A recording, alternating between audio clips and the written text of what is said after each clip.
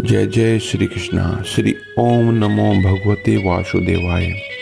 भक्तजनों, आज हम श्रीमद् भगवद गीता जी के 11वें अध्याय का अभ्यास करेंगे। तो आइए जानते हैं सबसे पहले उसकी महिमा क्या है। भगवान महादेव जी माँ पार्वती को उसकी कथा बता रहे हैं। आइए हम भी श्रवण करते हैं। श्री महादेव जी कहते हैं, हे प्रिय, गीता के वर्णन से संबंध रखने वाली कथा एवं विश्वरूप अध्याय के पावन महात्मा को श्रवण करो। विशाल नेत्र वाली पार्वती, इस अध्याय के महात्मा का पूरा वर्णन नहीं किया जा सकता। इसके संबंध में सहस्त्रों कथाएं हैं। उनमें से एक यहाँ कही जाती है। पर्णिता नदी के तट पर मेघंकर नामक के विख्यात एक बहुत बड़ा नगर है। उसकी चार दीवारी और द्वार बहुत ऊंचे ऊंचे हैं। वहाँ बड़ी बड़ी विश्रामशालाएं हैं। उनमें सोने के खंभे शोभा दे रहे हैं। उस नगर में श्रीमान सुखी, शांत, सदाचारी एवं जितेंद्रिय मनुष्यों का निवास है। वहाँ हाथ में सारंग नामक धनुष धारण करने वाले जगदीश्वर भगवान विष्णु विराजमान हैं। वे पर ब्रह्म के साकार स्वरूप है। संसार के नेत्रों को जीवन प्रदान करने वाले हैं। उनका गौरवपूर्ण श्री विग्रह भगवती लक्ष्मी के नेत्र कमलों द्वारा पूजित होता है। भगवान की वह झांकी वामन अवतार की है। मेघ के समान उनका श्यामवर्ण तथा कोमल आकृति है। वक्ष स्थल पर श्री वत्स का चिन्ह शोभा देता है। वे कमल और वनमाला से विभूषित है। अनेक प्रकार के आभूषणों से सुशोभित हो भगवान वामन रत्न युक्त समुद्र के समान जान पड़ते हैं। पीताम्बर से उनके श्याम विग्रह की कांति ऐसी प्रतीत होती है मानो चमकती हुई बिजली सी घिरा हुआ इसने मेघ शोभा पा रहा हो। उन भगवान वामन का दर्शन करके जीव जन्म एवं संसार के बंधन से मुक्त हो जाता है। उस नगर में मेखला नामक महान तीर्थ है, जिसमें स्नान करके मनुष्य शाश्वत वैकुंठ धाम को प्राप्त होता है। वहाँ जगत के स्वामी करुणा सागर भगवान नरसिंह का दर्शन करने से मनुष्य 7 जन्मों में किए हुए घोर पाप से भी छुटकारा पा जाता है। जो मनुष्य मेखला में गणेश जी का दर्शन करता है वह सदा दुष्कर विघ्नों के भी पार हो जाता है। उस मेघंकर नगर में कोई श्रेष्ठ ब्राह्मण थे जो ब्रह्मचर्य परायण, ममता और अहंकार से रहित, वेद शास्त्रों में प्रवीण, जितेंद्रिय तथा भगवान वासुदेव के शरणागत थे। उनका नाम सुनंद था। प्रिय, वे सारंग धनुष धारण करने वाले भगवान के पास गीता के 11वें अध्याय विश्व रूप दर्शन योग का पाठ किया करते थे। उस अध्याय के प्रभाव से उन्हें ब्रह्म ज्ञान की प्राप्ति हुई थी। परमानंद संदेह से पूर्ण उत्तम ज्ञानमयी समाधि के द्वारा इंद्रियों के अंतर्मुख हो जाने के कारण वे निश्चल स्थिति को प्राप्त हो गए थे और सदा जीवन मुक्त योगी की स्थिति में रहते थे। एक समय जब बृहस्पति सिंह राशि पर थे, महायोगी सुनंदन ने गोदावरी तीर्थ की यात्रा आरंभ की। वे क्रम से विरज तीर्थ, तारा तीर्थ, कपिला संगम, अष्ट तीर्थ, कपिला द्वार, नरसिंह हवन, अंबिकापुरी तथा क्रस्त स्थानपुर आदि क्षेत्रों में स्नान और दर्शन करते हुए विवाह मंडप नामक नगर में आए। वहाँ उन्होंने प्रत्येक घर में जाकर अपने ठहरने के लिए स्थान मांगा, परंतु कहीं भी उन्हें स्थान नहीं मिला। अंत में गांव के मुखियाने में उन्हें एक बहुत बड़ी धर्मशाला दिखाई दी। ब्राह्मण ने साथियों सहित उसके भीतर जाकर रात में निवास किया। सवेरा होने पर उन्होंने अपने को तो धर्मशाला के बाहर पाया, किंतु उनके साथी नहीं दिखाई दिए। वे उन्हें खोजने के लिए चल दिए। इतने में ही ग्रामपाल अतः उस गांव का जो मुखिया है उससे उनकी भेंट हो गई। ग्रामपाल ने कहा, मुनिश्रेष्ठ, तुम सब प्रकार से दीर्घायु जान पड़ते हो। सौभाग्यशाली तथा पुण्यवान पुरुषों में तुम सबसे पवित्र हो। तुम्हारे भीतर कोई भी लोक उत्तर प्रभाव विद्यमान नहीं है। तुम्हारे साथी कहाँ गए और कैसे तुम इस भवन से बाहर हुए, इसका पता लगाओ। मैं तुम्हारे सामने इतना ही कहता हूँ कि तुम्हारे जैसा तपस्वी मुझे दूसरा कोई नहीं दिखाई देता। हे ऋषि, तुम्हें किस महामंत्र का ज्ञान है, किस विद्या का आश्रय लेते हो तथा किस देवता की दया से तुम्हें अलौकिक शक्ति आ गई है। भगवान कृपा करके इस गांव में रहो, मैं तुम्हारी सब प्रकार से सेवा करूंगा। यूँ कहकर ग्रामपाल ने मुनीश्वर सुनंद को अपने गांव में ठहरा लिया। वह दिन रात बड़ी भक्ति से उनकी सेवा टहल करने लगा।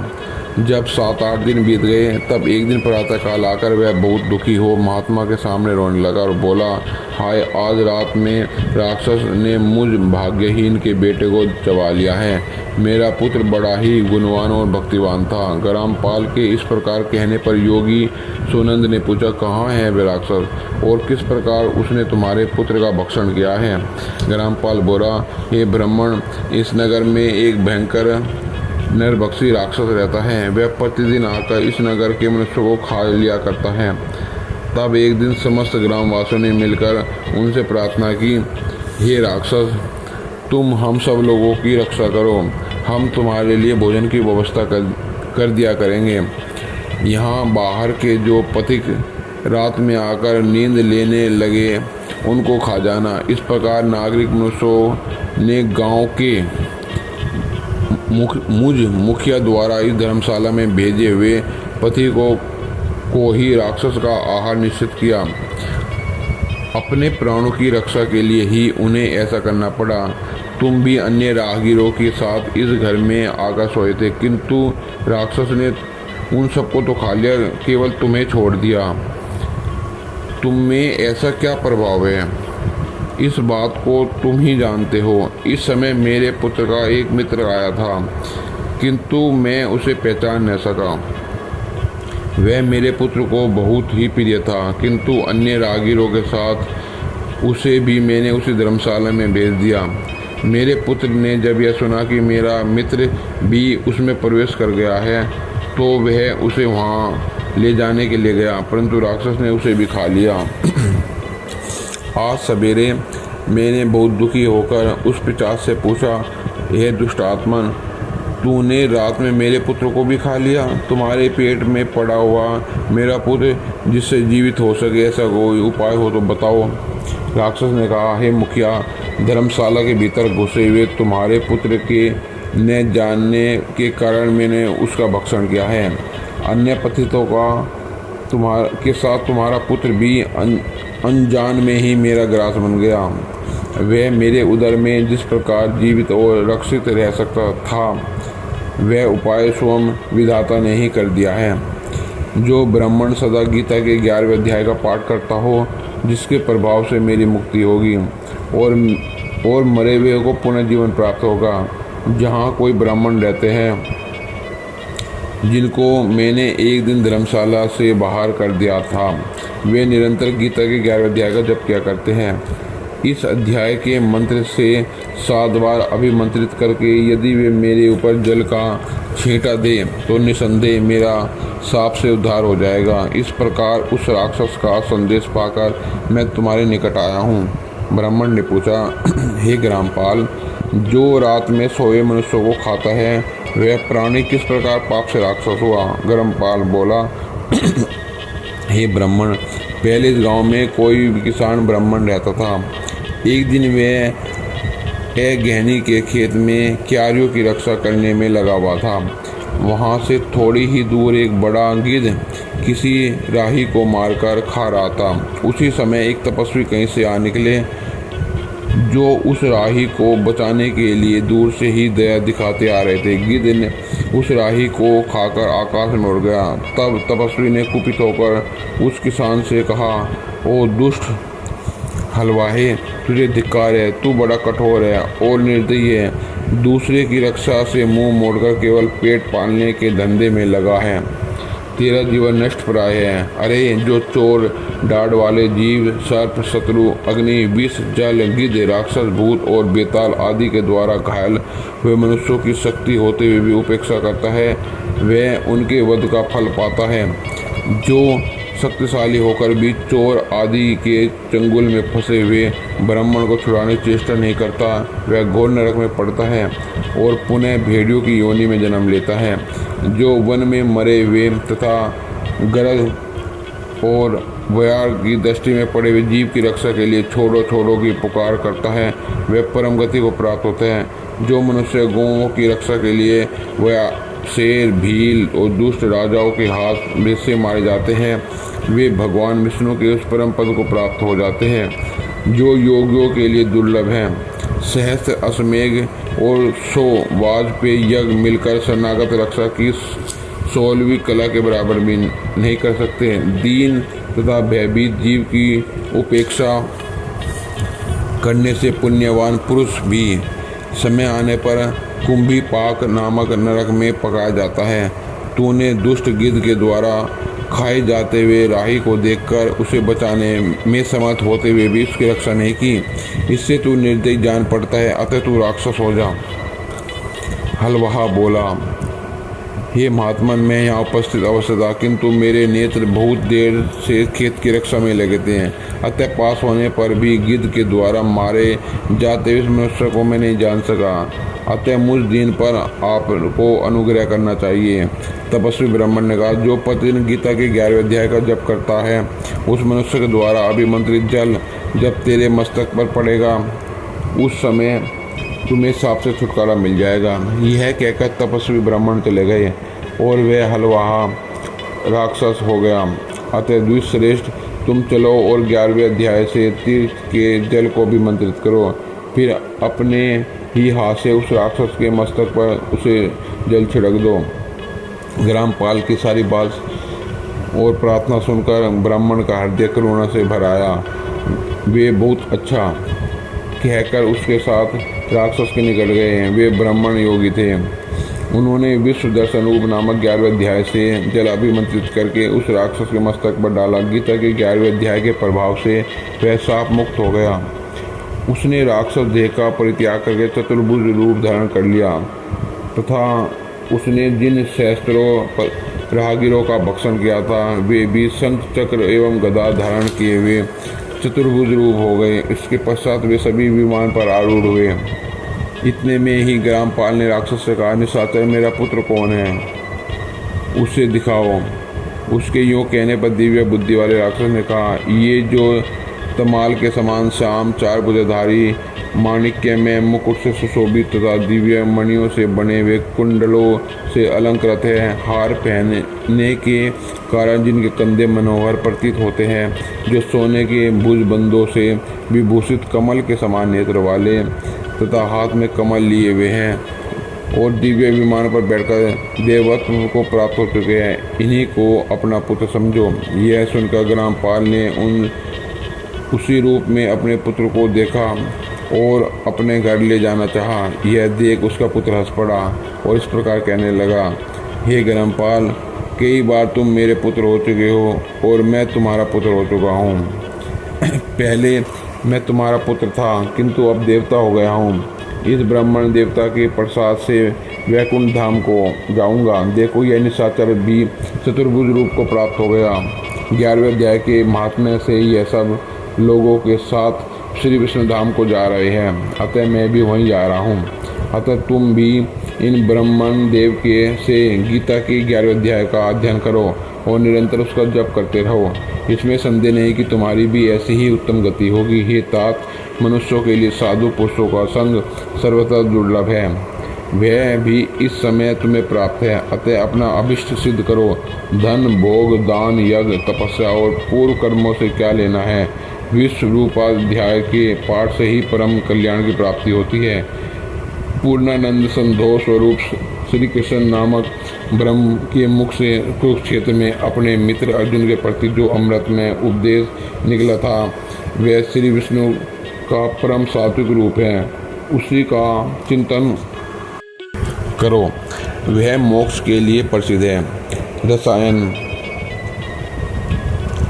संसार भय से डरे हुए मनुष्यों की अवधि आदि व्याधि का विनाशक तथा अनेक जन्म के दुखों का नाश करने वाला है। मैं उसके सिवा दूसरे के साधन को ऐसा नहीं देखता, अतः उसी का अभ्यास करो। श्री महादेव जी कहते हैं, यूँ कहकर वह सब के साथ श्री विष्णु परम धाम को चला गया। तब ग्रामपाल ने ब्राह्मण के मुख से उस अध्याय को पढ़ा। फिर वे दोनों ही उसके महात्मा से विष्णु धाम को चले गए। पार्वती, इस प्रकार तुम्हें 11वें अध्याय की महिमा कथा सुनाई। इसके श्रवण मात्र से महान पाप का नाश हो जाता है, इसमें संदेह नहीं है। जय जय श्री कृष्णा। तो भक्तों, ये था श्रीमद् भागवत गीता जी के 11वें अध्याय को पढ़ने की महिमा का फल। अतः आप सबको भी इसका अभ्यास करना चाहिए और अपना और अपने भक्तों का और अपने पूर्वजों का उद्धार करना चाहिए। जय जय श्री कृष्णा। तो आइए अब हम श्रीमद् भागवत गीता जी के 11वें अध्याय का अभ्यास करते हैं। अर्जुन बोले, हे भगवान, मेरे पर अनुग्रह करने के लिए परम गोपनीय आध्यात्मिक विषयक वचन अर्थात उपदेश आपके द्वारा जो कहे गए हैं उससे मेरा यह ज्ञान नष्ट हो गया है। क्योंकि हे कमल नेत्र, मैंने भूतों की उत्पत्ति और प्रलय आपसे विस्तार पूर्वक सुने तथा आपका अविनाशी प्रभाव भी सुना। हे परमेश्वर, आप अपने को जैसा कहते हैं यह ठीक वैसा ही है, परंतु हे पुरुषोत्तम, आपके ज्ञान, ऐश्वर्य, शक्ति, बल, वीर्य और तेज युक्त रूप को प्रत्यक्ष देखना चाहता हूँ। इसलिए हे प्रभु, मेरे द्वारा आपका वह रूप देखा जाना शक्य है। यदि ऐसा मानते हैं तो हे योगेश्वर, आप अपने अविनाशी स्वरूप का मुझे दर्शन कराइए। इस प्रकार अर्जुन के प्रार्थना करने पर श्री कृष्ण भगवान बोले, हे पार्थ, मेरे सैकड़ों तथा हजारों नाना प्रकार के तथा नाना वर्ण तथा आकृति वाले अलौकिक रूपों को देख। हे व्रतवंशी अर्जुन, मेरे में आदित्यों को अर्थात अदिति के 12 पुत्रों को और 8 वसुओं को, 11 रुद्रों को तथा दोनों अश्वनी कुमारों को तथा 49 मरुदगणों को देख तथा और भी बहुत से पहले न देखे हुए आश्चर्यमय रूपों को देख। हे गुड़ाकेश, अब इस मेरे शरीर में एक जगह स्थित हुए चराचर सहित संपूर्ण जगत को देख तथा और भी जो कुछ देखना चाहता है सो देख, परंतु मेरे को अपने इन प्राकृत नेत्रों द्वारा देखने को निसंदेह समर्थ नहीं है। इसी से मैं तेरे लिए दिव्य था अलौकिक चक्षु देता हूँ, दिव्य दृष्टि देता हूँ। इससे तू मेरे प्रभाव को और योग शक्ति को देख। संजय बोले, हे राजन, महायोगेश्वर और सब पापों के नाश करने वाले भगवान ने इस प्रकार कहकर उसके उपरांत अर्जुन के लिए परम ऐश्वर्य युक्त दिव्य स्वरूप दिखाया। उस अनेक मुख और नेत्रों से युक्त तथा अनेक अद्भुत दर्शनों वाले एवं बहुत से दिव्य भूषणों से युक्त और बहुत से दिव्य शास्त्रों को हाथ में उठाए हुए तथा दिव्य माला और वस्त्रों को धारण किए हुए और दिव्य गंध का अनुलेपन किए हुए एवं सब प्रकार के आश्चर्यों से युक्त सीमा रहित विराट स्वरूप परम देव परमेश्वर को अर्जुन ने देखा। हे राजन, आकाश में 1000 सूर्यों के एक साथ उदय होने से उत्पन्न हुआ जो प्रकाश होवे, वह भी उस विश्वरूप परमात्मा के प्रकाश के समान कदाचित ही होवे। ऐसे आश्चर्यमय स्वरूप को देखते हुए पांडुपुत्र अर्जुन ने उस काल में अनेक प्रकार से विभक्त हुए अर्थात पृथक हुए संपूर्ण जगत को उस देवों के देव श्री कृष्ण भगवान के शरीर में एक जगह स्थित देखा। उसके अनंतर वह आश्चर्य से युक्त हुआ हर्षित रोमों वाला अर्जुन विश्वरूप परमात्मा को श्रद्धा भक्ति सहित सिर से प्रणाम करके हाथ जोड़कर बोला, हे देव, आपके शरीर में संपूर्ण देवों को तथा अनेक भूतों के समुदायों को और कमल के आसन पर बैठे हुए ब्रह्मा को तथा महादेव को और संपूर्ण ऋषियों को तथा दिव्य सर्पों को देखता हूँ। हे संपूर्ण विश्व के स्वामी, आपको अनेक हाथ, पेट, मुख और नेत्रों से युक्त तथा सब ओर से अनंत रूपों वाला देखता हूँ। हे विश्वरूप, आपको आपके न अंत को देखता हूँ, न मध्य को, न ही आदि को देखता हूँ। हे विष्णु, आपको मैं मुकुट युक्त, गदा युक्त तथा चक्र युक्त तथा सब ओर से प्रकाशमान तेज का पुंज, प्रज्वलित अग्नि और सूर्य के समान ज्योति युक्त देखने में अति गहन अपरमेय स्वरूप सब ओर से देखता हूँ। इसलिए हे भगवान, आप ही जानने योग्य परम अक्षर है अर्थात परब्रह्म परमात्मा है और आप ही इस जगत के परम आश्रय हैं तथा आप ही अनादि धर्म के रक्षक हैं और आप ही अविनाशी सनातन पुरुष है, ऐसा मेरा मत है। हे परमेश्वर, मैं आपको आदि और अंत और मध्य से रहित तथा अनंत सामर्थ्य से युक्त और अनंत हाथों वाला तथा चंद्र सूर्य रूप नेत्रों वाला, प्रज्वलित अग्नि रूप मुख वाला और अपने तेज से ही इस जगत को तपायमान करता हुआ देखता हूँ। हे महात्मन, यह स्वर्ग और पृथ्वी के बीच का संपूर्ण आकाश तथा सब दिशाएं एक आपसे ही परिपूर्ण हैं तथा आपके इस अलौकिक और भयंकर रूप को देखकर तीनों लोग अति व्यथा से प्राप्त हो रहे हैं। हे गोविंद, वे सब देवताओं के समूह आप में ही प्रवेश करते हैं और कई एक भयभीत होकर हाथ जोड़े हुए आपके नाम और गुणों का उच्चारण करते हैं तथा महर्षि और सिद्धों के समुदाय कल्याण होवे ऐसा कहकर उत्तम स्रोतों द्वारा आपकी स्तुति करते हैं। हे परमेश्वर, जो एकादश रुद्र और द्वादश आदित्यों के और 8 वसु साध्यगण, विश्वदेव तथा अश्विनी कुमार, मरुदगण और पितरों का समुदाय तथा गंधर्व, यक्ष, राक्षस और गिद्ध सिद्ध गणों के समुदाय हैं, वे सभी विस्मित हुए आपको देखते हैं।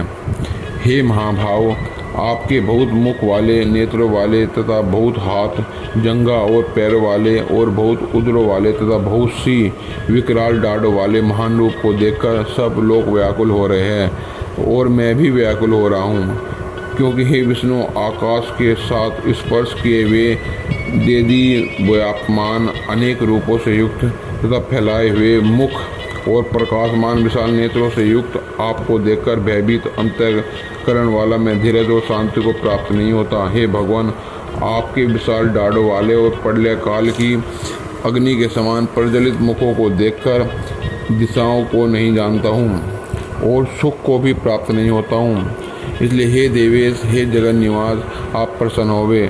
मैं देखता हूँ कि सब ही धृतराष्ट्र के पुत्र राजाओं के समुदाय सहित आप में प्रवेश करते हैं और भीष्म, पितामह, द्रोणाचार्य और व्याकरण और हमारे पक्ष के भी प्रधान योद्धाओं के सहित सब के सब वे आपके विकराल डाढ़ों वाले भयानक मुखों में प्रवेश करते हैं और कई एक चूर्ण हुए सिरों रहित आपके दांतों के बीच में लगे हुए दिखते हैं। हे विश्वमूर्ते, जैसे नदियों के बहुत से जल के प्रभाव समुद्र में ही दौड़ते हैं अर्थात समुद्र में ही प्रवेश करते हैं, वैसे ही सूर्य मनुष्यों के समुदाय भी आपके प्रज्वलित हुए मुखों में प्रवेश करते दिखते हैं। अथवा जैसे पतंग मोह के वश होकर नष्ट होने के लिए प्रज्वलित अग्नि में अति वेग से युक्त हुए प्रवेश करते हैं, वैसे ही सब लोग भी आपके अपने नाश के लिए आपके मुखों में अति वेग से युक्त हुए प्रवेश करते हैं और आप उन संपूर्ण लोगों को प्रज्वलित मुखों द्वारा ग्रस्त करते हुए सब और चाट रहे हैं। हे विष्णु, आपका उग्र प्रकाश संपूर्ण जगत को तेज के द्वारा परिपूर्ण करके तपायमान करता है।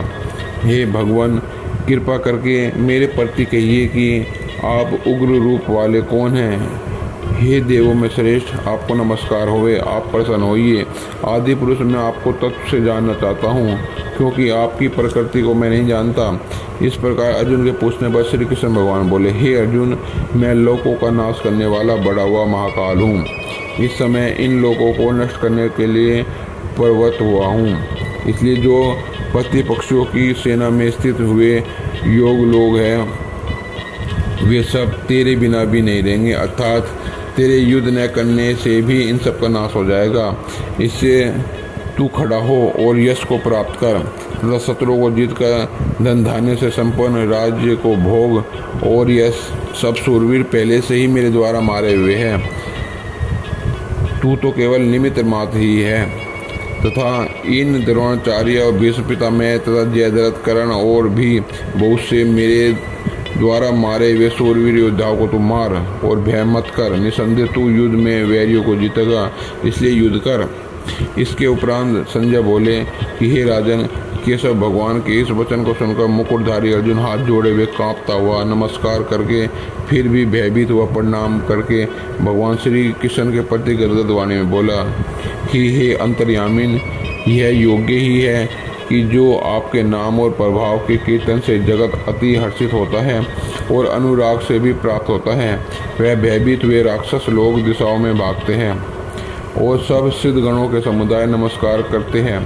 हे महात्मन, ब्रह्मा के भी आदिकर्ता और सबसे बड़े आपके लिए वे कैसे नमस्कार न करें, क्योंकि हे अनंत देवेश, हे जगत निवास, जो सत असत और उनसे भी परे अक्षर अर्थात परम परमेश्वर परम है, वे आप ही हैं। हे प्रभु, आप आदिदेव और सनातन पुरुष हैं। आप इस जगत के परम आश्रय और जानने वाले तथा जानने योग्य एवं परम धाम हैं। हे अनंत रूप, आपसे यह सब जग व्याप्त अर्थात परिपूर्ण है। हे हरे, आप वायु, यमराज, अग्नि, वरुण, चंद्रमा तथा प्रजा के स्वामी ब्रह्मा और ब्रह्मा के भी पिता हैं। आपके लिए हजारों बार नमस्कार नमस्कार नमस्कार। आपके लिए फिर भी बारंबार नमस्कार नमस्कार। हे अनंत सामर्थ्य वाले, आपके लिए आगे से भी और पीछे से भी नमस्कार। हे सर्व शक्तिमान, आपके लिए सब ओर से नमस्कार है, क्योंकि अनंत पराक्रमशाली आप सब संसार को व्याप्त किए हुए हैं। इससे आप ही सर्वरूप हैं।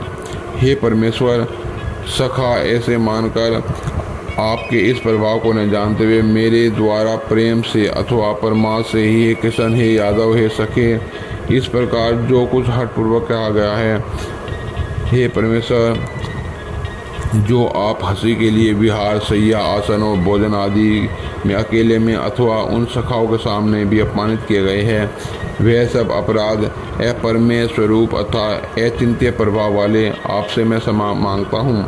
हे विश्वेश्वर, आप इस चराचर जगत के पिता और गुरु से भी बड़े गुरु अति पूजनीय हैं। हे अतिशय प्रभाव वाले, तीनों लोकों में आपके समान दूसरा कोई नहीं है, फिर अधिक कैसे होवे। इससे हे प्रभु, मैं शरीर को अच्छी प्रकार चरणों में रख के और प्रणाम करके स्तुति करने योग्य आप ईश्वर को पसंद करने के लिए प्रार्थना करता हूँ। हे देव, पिता जैसे पुत्र के, सखा जैसे सखा के, पति जैसे प्रिय स्त्री के, वैसे ही आप भी मेरे लिए अपराध सहन करने के लिए योग्य हैं। हे विश्वमूर्ति, मैं पहले न देखे हुए आश्चर्य में आपके इस रूप को देखकर हर्षित हो रहा हूँ। मेरा मन भय से अति व्याकुल हो रहा है। इसलिए हे देव, आप अपने चतुर्भुज रूप को ही मेरे लिए दिखाइए। हे देवेश, हे जगन्निवास, प्रसन्न होइए।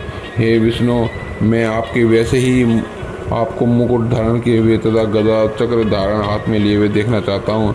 इसलिए हे विश्वरूप, हे सहस्त्र भाव, आप उस चतुर्भुज रूप से ही युक्त होइए। इस प्रकार अर्जुन की प्रार्थना सुनकर श्री कृष्ण भगवान बोले, हे अनुग्रह पूर्वक मैंने अपनी योग शक्ति प्रभाव से मेरा यह परम तेजो में सबका आदि और सेमरहित विराट रूप तेरे को दिखाया है, जो कि तेरे सिवा पहले किसी ने नहीं देखा। और हे अर्जुन, मनुष्य लोक में इस प्रकार विश्व रूप वाला मैं न वेद यज्ञों के अध्ययन से, न दान से और न क्रियाओं से और न उग्र तपो से ही तेरे सिवा दूसरे के द्वारा देखे जाने हो शक्य हूँ। इस प्रकार मेरे इस विकराल रूप को देखकर तेरे को व्याकुलता न होवे और मूढ़ भाव भी न होवे, और भय रहित प्रीतियुक्त मन वाला तू उस ही मेरे शंख चक्र गदा पद्म सहित चतुर्भुज रूप को फिर देख। उसके उपरांत संजय बोले, हे राजन, वासुदेव भगवान ने अर्जुन के प्रति इस प्रकार कहकर फिर वैसे ही अपने चतुर्भुज रूप को दिखाया, और फिर महात्मा के समय सौम्य मूर्ति होकर इस भयभीत अर्जुन को धीरज दिया। इसके उपरांत अर्जुन बोले, हे जनार्दन, आपके इस अति शांत मनुष्य रूप को देखकर अब मैं शांत चित हुआ, अपने स्वभाव को प्राप्त हो गया हूँ। इस प्रकार अर्जुन के वचन सुनकर श्री कृष्ण भगवान बोले, हे अर्जुन, मेरा यह चतुर्भुज रूप देखने को अति दुर्लभ है, जिसको तूने देखा, क्योंकि देवता भी सदा इस रूप के दर्शन करने की इच्छा वाले हैं। हे अर्जुन, न वेदों से, न तप से, न दान से और न यज्ञ से इस प्रकार चतुर्भुज रूप वाला मैं देखा जाने में शक्य हूँ कि जैसे मेरे को तुमने देखा है। परंतु हे श्रेष्ठ तप वाले अर्जुन, अनन्य भक्ति करके तो इस प्रकार चतुर्भुज रूप वाला मैं प्रत्यक्ष देखने के लिए और तत्व से जानने के लिए तथा प्रवेश करने के लिए अर्थात एक ही भाव से प्राप्त होने के लिए भी शक्य हूँ। हे अर्जुन, जो पुरुष केवल मेरे लिए ही सब कुछ मेरा समझता है, यज्ञ, दान, तप आदि संपूर्ण कर्तव्य कर्मों को करने वाला है और मेरे परायण है, अर्थात मेरे को परम आश्रय और परम गति मानकर मेरी प्रकृति प्राप्ति के लिए तत्पर है, तथा मेरा भक्त है, अर्थात मेरे नाम गुण प्रभाव और रहस्य के श्रवण कीर्तन मनन ध्यान और पठन पाठन का प्रेम सहित निष्काम भाव से निरंतर अभ्यास करने वाला है और आसक्ति रहित है, अर्थात स्त्री पुरुष और धन आदि संपूर्ण सांसारिक पदार्थों में स्नेह रहित है और संपूर्ण भूत प्राणियों में वैर भाव से रहित है।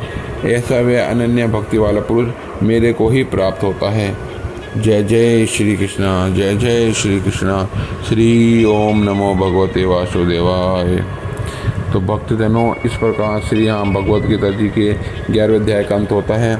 कितना मनोहर दृश्य, भगवान जी का विराट रूप। तो भक्तों, आप इसका प्रतिदिन पाठ कीजिए और अपने कुल का उद्धार कीजिए।